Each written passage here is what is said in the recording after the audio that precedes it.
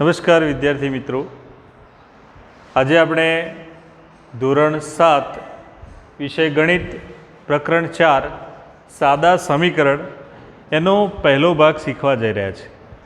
ધોરણ 6ની અંદર આપણે સમીકરણની જે પાયાની માહિતી છે એના વિશે કેટલીક માહિતી સમજી ચૂક્યા છીએ। જેમ કે આપણે કોઈ વસ્તુ વિશે જાણતા ન હોઈએ, બરાબર, તો એની કિંમત શોધવાની હોય તો એ કિંમતને આપણે અત્યાર સુધી અજ્ઞાત સંખ્યા તરીકે ઓળખીએ છીએ કે જેને આપણે જ્ઞાત નથી, જ્ઞાતનો અર્થ એ જાણતા નથી, એટલા માટે અજ્ઞાત શબ્દનો ઉપયોગ કરીએ છીએ। અને એના આધારે કેટલીક પદાવલીઓ બનાવવાની ક્રિયા આપણે કરી છે। હવે પદાવલી બનાવવા માટે અજ્ઞાત સંખ્યાને શોધવા માટે આપણે શું બનાવીએ છીએ? પદાવલી બનાવીએ છીએ। હવે પદાવલી બનાવવા માટે કોની કોની જરૂર પડે છે? તો પદાવલી બનાવવા માટે પહેલું ચલની જરૂર પડે છે અને ચલની સાથે ચિહ્નોની જરૂર પડે છે, બરાબર। હવે આપણને પ્રશ્ન થાય કે ચલ એટલે શું? તો ચલનો અર્થ એવો થાય છે કે જે સંખ્યાને આપણે જાણતા નથી, એટલે કે અજ્ઞાત સંખ્યા જે છે એ અજ્ઞાત સંખ્યા માટે જે મૂળાક્ષરનો ઉપયોગ કરીએ છીએ તે મૂળાક્ષરને ચલ તરીકે ઓળખવામાં આવે છે। તો જેમાં બીજી એબીસીડીના એથી લઈને ઝેડ સુધીના કોઈપણ મૂળાક્ષરનો ચલ તરીકે આપણે ઉપયોગ કરી શકીએ છીએ। બીજા નંબરે જ્યારે આપણે ચિહ્નોનો ઉપયોગ કરવાનો હોય છે ત્યારે પદાવલી બનાવવા માટે સરવાળો, બાદબાકી, ગુણાકાર અને ભાગાકાર આ ચારેય ચિહ્નોનો ઉપયોગ કરી અને પદાવલીની રચના કરીએ છીએ। છઠ્ઠા ધોરણની અંદર આપણે શીખી ગયા છીએ કે જ્યારે પદાવલી બનાવવાની હોય, બરાબર, તો એ ક્રિયાને અભિવ્યક્તિ તરીકે ઓળખવામાં આવે છે। અભિવ્યક્તિ બનાવવી, બરાબર। તો દાખલા તરીકે આપણે કેટલાક ઉદાહરણ લઈએ। ઉદાહરણ તરીકે અભિવ્યક્તિ બનાવો, પદાવલી બનાવો, એ બંનેનો અર્થ એક જ થાય છે।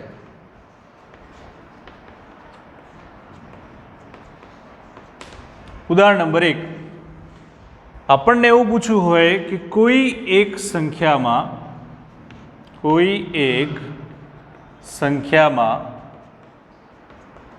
5 ઉમેરતા, આવું આપણને આપેલું હોય અને અભિવ્યક્તિ બનાવવાની હોય। ચલો અહીંયા કોઈ એક સંખ્યા શબ્દનો ઉપયોગ કર્યો છે, કોઈ એક સંખ્યા કઈ છે એ આપણને ખબર છે નહીં, તો એના માટે આપણે ચલનો ઉપયોગ કરીશું, બરાબર। તો ચલ તરીકે આપણે એથી ઝેડ વચ્ચેની કોઈ પણ એક સંખ્યાનો ઉપયોગ કરી શકીએ છીએ। દાખલા તરીકે આપણે લઈએ x। હવે એક સંખ્યાની જગ્યાએ આપણે વાંચીશું x। xમાં 5 ઉમેરતા, હવે xમાં 5 ઉમેરવાના છે, ઉમેરવાનો શબ્દ અર્થ થાય છે પ્લસ, અને 5 એટલે અંક છે, તો એનાથી અભિવ્યક્તિ પ્રાપ્ત થાય છે x + 5। એવી જ રીતે બીજી કોઈ અભિવ્યક્તિ લઈએ બીજા નંબરે કે કોઈ એક સંખ્યામાંથી 3 ઓછા કરતા, તો અહીંયા આપણને કહ્યું છે કોઈ એક સંખ્યા માટે આપણે કોઈ પણ બીજો ચલ લઈ શકીએ છીએ, એવું જરૂર નથી એક્સનો જ ઉપયોગ કરીએ, તો એની જગ્યાએ આપણે લઈએ y, બરાબર। હવે yમાંથી કોઈ એક સંખ્યાની જગ્યાએ આપણે શબ્દનો ઉપયોગ કરીશું y। yમાંથી 3 ઓછા કરવાનો અર્થ થાય છે બાદબાકી કરવી, તો અહીંયા બાદબાકી કરીશું। કેટલા બાદ કરવાના છે? તો 3, તો આપણી અભિવ્યક્તિ પ્રાપ્ત થઈ y - 3। એવી જ રીતે થોડા આગળ વધીએ કે આ જે બંને પ્રશ્નો પૂછેલા છે એના જો ઉલટા પૂછવામાં આવે, ઊંધી રીતે પૂછાય તો જવાબ બદલાઈ જાય છે। દાખલા તરીકે તમને એવું કહેવામાં કોઈ એક સંખ્યામાં 5 ઉમેરતા, એની જગ્યાએ ઉલટું પૂછાય કે 5માં કોઈ એક સંખ્યા ઉમેરતા, તો આ x + 5 છે, એની જગ્યાએ આપણો જવાબ પ્રાપ્ત થશે 5 + x। સરવાળા માટે આપણે આગળ પાછળ સંખ્યા મૂકી શકીએ છીએ, પરંતુ બાદબાકી માટે એવું કરી શકતા નથી। આપણને અહીંયા પૂછ્યું છે કોઈ એક સંખ્યામાંથી 3 બાદ કરતા, તો 3 ઓછા કરતા, એની જગ્યાએ ઉલટું પૂછાય કે 3માંથી કોઈ એક સંખ્યા બાદ કરતા તો અહીંયા અભિવ્યક્તિ બદલાઈ જશે, 3 ઓછા y થઈ જશે. એનાથી આગળ વધીએ. એના સિવાય આપણને પૂછાઈ શકે કે કોઈ એક સંખ્યાના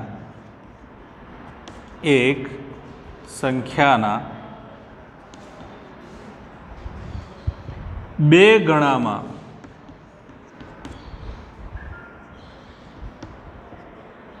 5 ઉમેરતા અભિવ્યક્તિ પૂછાય આપણને. તો પહેલાં આપણે નક્કી કરીએ કોઈ એક સંખ્યા તરીકે આપણે શું લઈશું, તો કોઈ એક સંખ્યા તરીકે આપણે દાખલા તરીકે એ લઈએ. બરાબર. હવે આપણને પૂછ્યું છે કે કોઈ એક સંખ્યા એટલે કે એના 2 ગણા. હવે એના જ્યારે 2 ગણા કરવાના છે, 2 ગણા શબ્દનો અર્થ શું થાય છે, તો ગણા એટલે ગુણાકાર કરવો પડે. તો જ્યારે આપણને ઘણા શબ્દનો ઉપયોગ આપેલો હોય તો એનો અર્થ સમજવાનો રહેશે ગુણાકાર છે. 2 ગણા કરવાના છે તો 2 વડે ગુણવા, 3 ગણા કરવાના હોય તો 3 વડે, જેટલા ગણા હોય એટલા વડે ગુણવાના રહેશે. તો અહીંયા એના 2 ગણા, તો એને 2 વડે ગુણવાના. અહીંયા સાથે સાથે બીજી પણ એક વસ્તુ સમજતા જઈએ કે એ ચલ છે અને ચલની સાથે જે સંખ્યા ગુણાયેલી હોય છે તરત એ સંખ્યાને સહગુણક તરીકે ઓળખવામાં આવે છે. સહગુણકનો અર્થ થાય છે સ એટલે સાથે અને ગુણક એટલે ગુણાયેલી. તો ચલની સાથે ગુણાયેલી સંખ્યાને સહગુણક સમજવામાં આવે છે.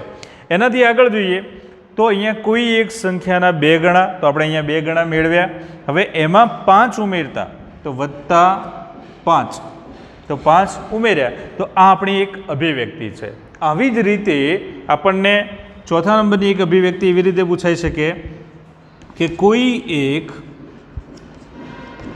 સંખ્યાના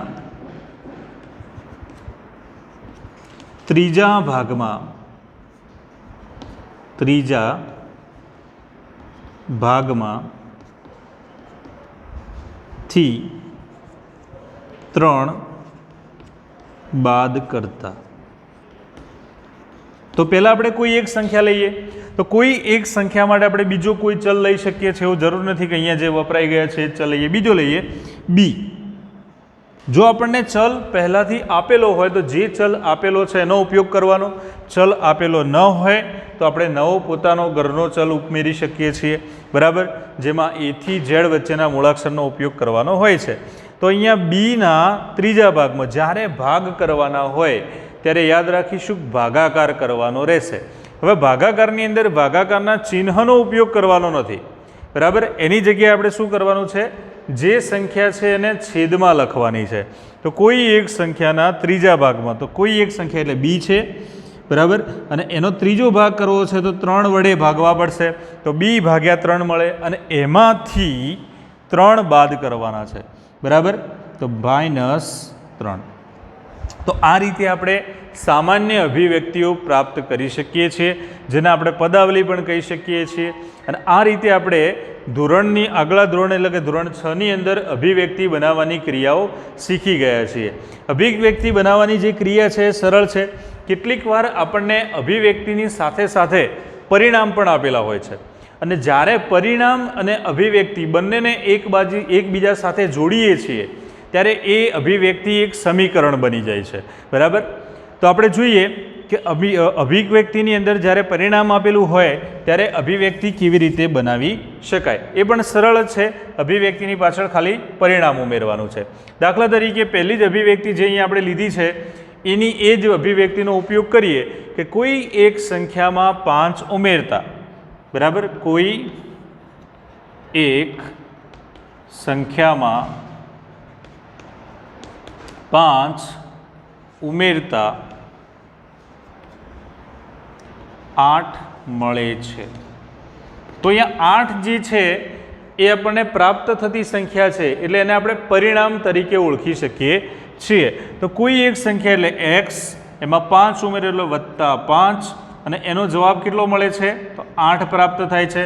તો આ જે રચના બને છે એને આપણે સમીકરણ તરીકે ઓળખીએ છીએ.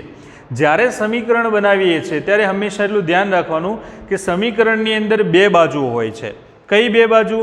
તો બરાબરની જે ડાબી બાજુ છે એટલે કે આગળનો ભાગ છે એને ડાબી બાજુ કહેવામાં આવે છે, ડાબા. અને બરાબરની જમણી બાજુ એ છે જેને કહેવામાં આવે છે જમણી બાજુ, એને આપણે કહી શકીએ છીએ જબા, બરાબર. એટલે કે લેફ્ટ હેન્ડ સાઈડ અને રાઈટ હેન્ડ સાઈડ, એટલે કે RHS અને LHS પણ એને કહી શકાય છે અંગ્રેજીની અંદર. બીજી એક વસ્તુ ધ્યાન રાખીએ કે જ્યારે સમીકરણની રચના કરતા હોઈએ ત્યારે સમીકરણની અંદર બંને બાજુઓની વચ્ચેનો જે ભાગ છે, બરાબર, એ ભાગને આપણે બરાબર તરીકે દર્શાવીએ છીએ. એની જગ્યાએ જો આપણને લેટર દેન કે ગ્રેટર દેન, લેસ દેન એવું કોઈ ચિહ્ન આપેલું હોય, અથવા તો equal to less than, equal to greater than આવી કોઈ સંજ્ઞા આપેલી હોય, તો આ ચારે સંજ્ઞાઓનો અર્થ એવો છે કે આપેલી જે અભિવ્યક્તિ છે એ સમીકરણ છે નહીં, બરાબર. અથવા તો એની જગ્યાએ નોટ ઇક્વલ ટુ આપેલું હોય, બરાબર નથી, તો પણ આપેલી જે અભિવ્યક્તિ છે, પદાવલી છે, એને આપણે સમીકરણ કહી શકાય નહીં.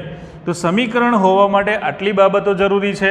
જમણી બાજુ અને ડાબી બાજુ જે છે એ હોવી જોઈએ, વચ્ચે બરાબરનું ચિહ્ન હોવું જોઈએ. જો બરાબરની જગ્યાએ આ 5 ચિહ્નો પૈકી કોઈ પણ ચિહ્ન આપેલું હોય તો એને આપણે સમીકરણ કહી શકતા નથી. તો હવે સમીકરણની વ્યાખ્યા શું છે? તો સમીકરણની વ્યાખ્યા છે સમતા દર્શાવતા ગાણિતિક વિધાનના સાંકેતિક સ્વરૂપને. તો સમીકરણની વ્યાખ્યા લખીએ. સમતા, સમતા શબ્દનો ખાસ ધ્યાન રાખજો. ઘણા બાળકો જ્યારે સમીકરણની વ્યાખ્યા પૂછે છે એટલે સમતાની જગ્યાએ ક્ષમતા લખી કાઢે છે, બરાબર. તો સમતા દર્શાવતા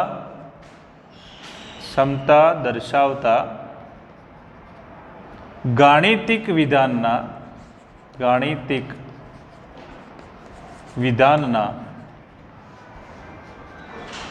સાંકેતિક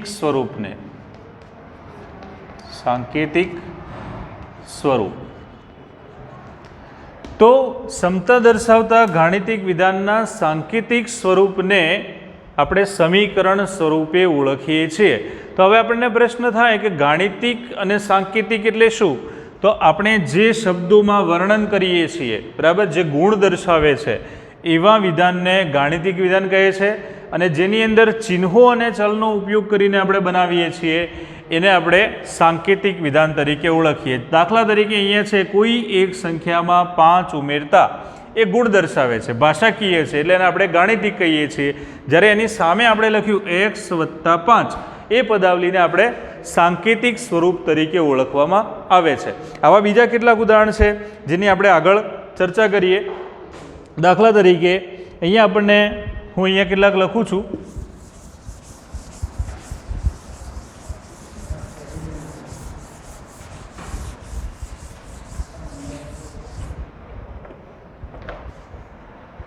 ઉદાહરણ 1 સમીકરણ સ્વરૂપે લખો.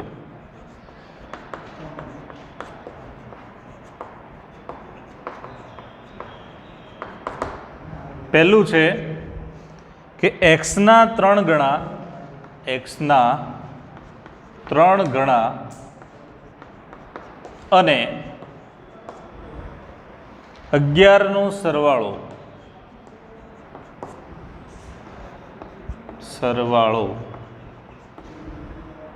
32 છે. બીજું છે એક સંખ્યાના 6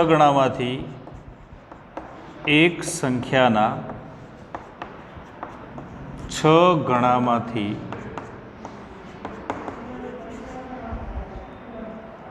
5 બાદ કરતા 7 મળે. તો ધ્યાન રાખીશું, સૌથી પહેલાં અહીંયા આપણને કોઈ એક સંખ્યાઓ શબ્દનો ઉપયોગ નથી કર્યો. પહેલાં આપણને કહ્યું છે કે x, તો x એ આપણા માટે ચલ છે. હવે પહેલી ક્રિયા શું કરવાની છે? તો xના 3 ગણા. તો અહીંયા આપણે લખીએ કે xના 3 ગણા કરીએ તો શું પ્રાપ્ત થાય?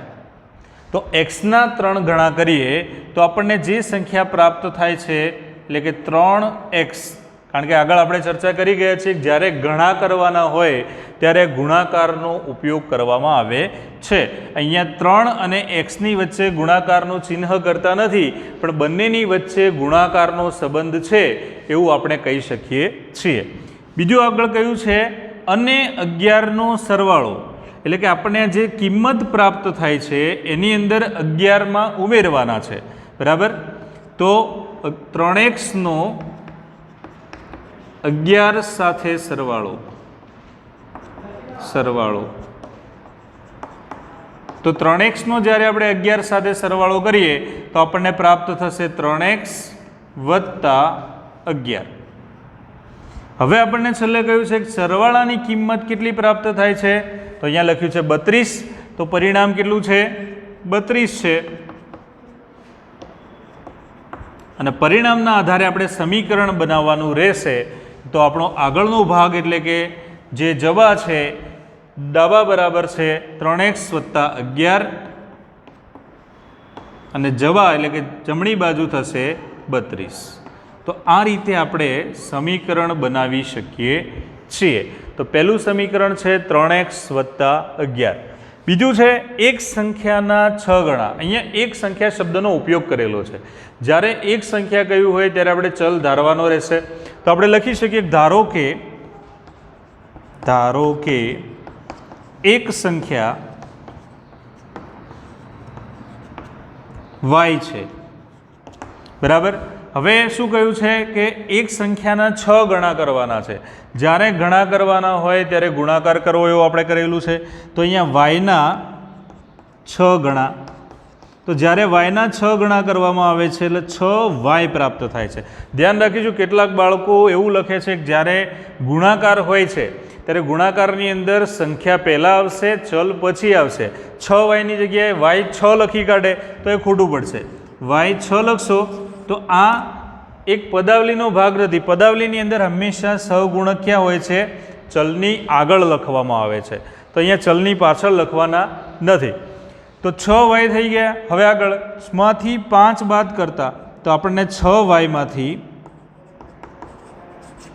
5 બાદ કરતા તો શું પ્રાપ્ત થાય, તો 6y ઓછા 5, બરાબર આપણને મળ્યા છે. હવે આગળ વધીએ તો બાદ કરતા 7 મળે છે. તો આપણું પરિણામ કેટલું છે, તો પરિણામ થશે 7 છે. તો આપણને જે સમીકરણની રચના થાય છે એ સમીકરણ કેટલું છે, તો સમીકરણ બન્યું 6y ઓછા 5 બરાબર 7. તો આ સામાન્ય સમીકરણ છે. આના સિવાય પણ કેટલાક જટિલ આપણને પૂછાઈ શકે છે. એક બે બીજા આપણે લઈ લઈએ ઉદાહરણ સ્વરૂપે તો આપણને વધારે ખબર પડશે, બરાબર. દાખલા તરીકે mના ચોથો ભાગ એ mનો ચોથો ભાગ એ 7 કરતા 3 વધારે છે.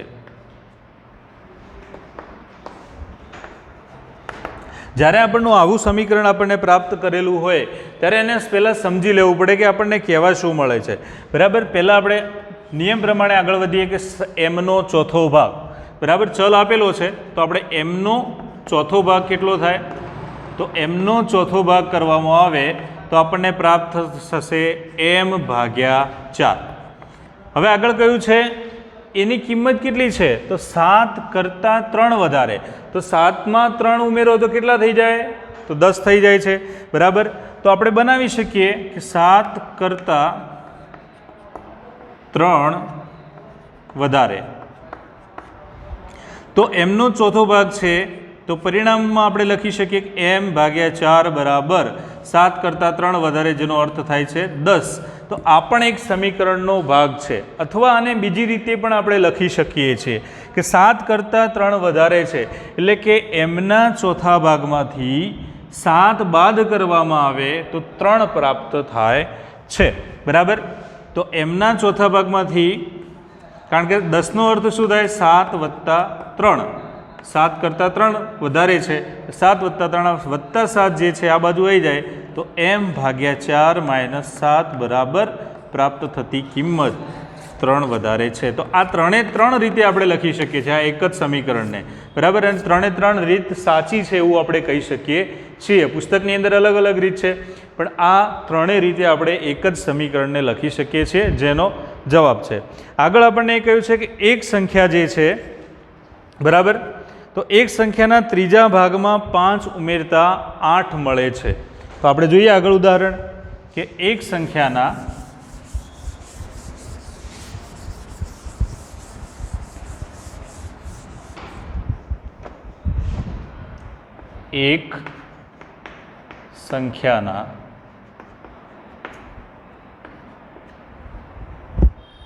ત્રીજા ભાગમાં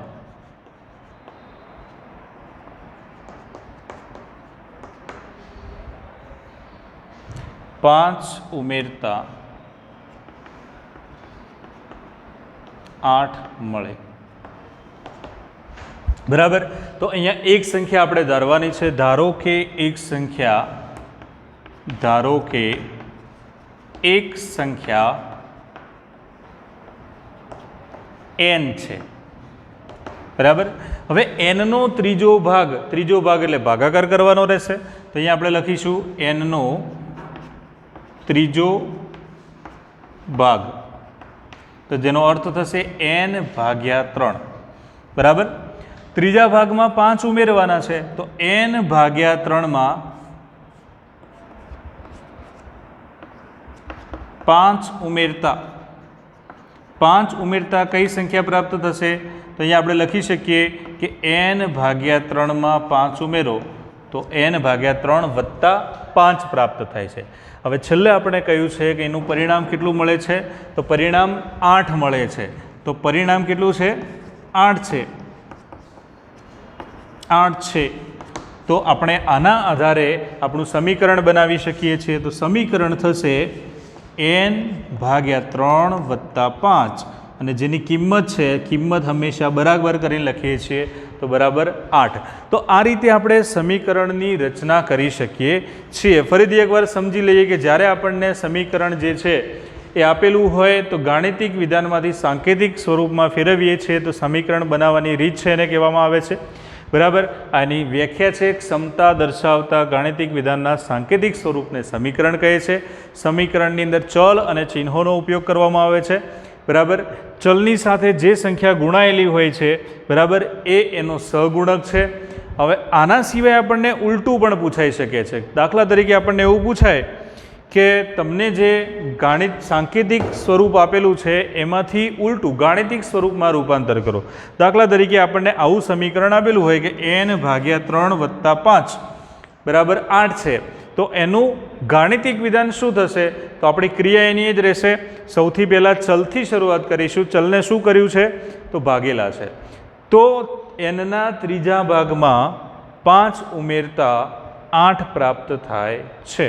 તો આ રીતે અલગ અલગ પ્રકારના ગાણિતિકમાંથી સાંકેતિક અને સાંકેતિકમાંથી ગાણિતિક વિધાનમાં રૂપાંતર કરવાનું આપણને પૂછાય છે. બરાબર. જે આપણે 6થા ધોરણ સુધી ભણી ચૂક્યા છીએ, પરંતુ એને સમીકરણ કહેવાય છે, જે આપણે આજે શીખ્યા છીએ. તો હવે પછીનું આગળના વિડીયોની અંદર આપણે જોઈશું કે જ્યારે આપણને સમીકરણનો ઉકેલ શોધવાનો હોય તો જે પદ્ધતિ છે એ અલગ અલગ પદ્ધતિ દ્વારા આપણે એનો ઉકેલ મેળવીશું.